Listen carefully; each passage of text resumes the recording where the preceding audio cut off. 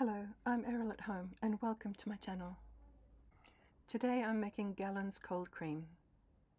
It has only 3 ingredients. The ratio is 1 part beeswax, 4 parts oil and 4 parts rose water by weight. The original recipe used olive oil, but I find it very slow to absorb into the skin.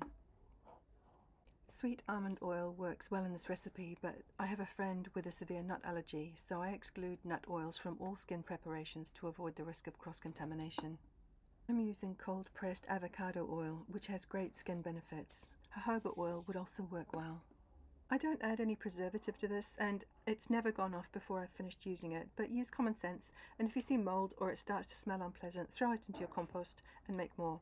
Make sure your hands are clean when you scoop some out of your jar to avoid introducing contaminants. You can add essential oils, some of which are antimicrobial, in which case check eocalc.com for safe usage rates, but I prefer the scent of rosewater alone. It's sweet but not overpowering.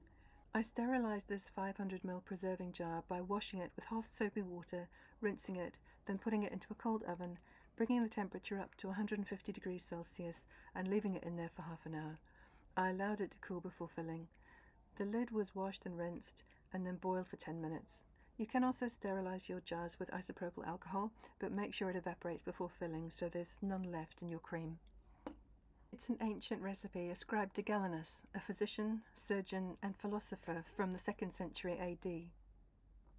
I made it at Canterbury Fair in January this year for those who would like to try a period-appropriate skin cream. If you like the idea of making your own skincare products, you may also be interested in this lip balm recipe. Take care and stay well.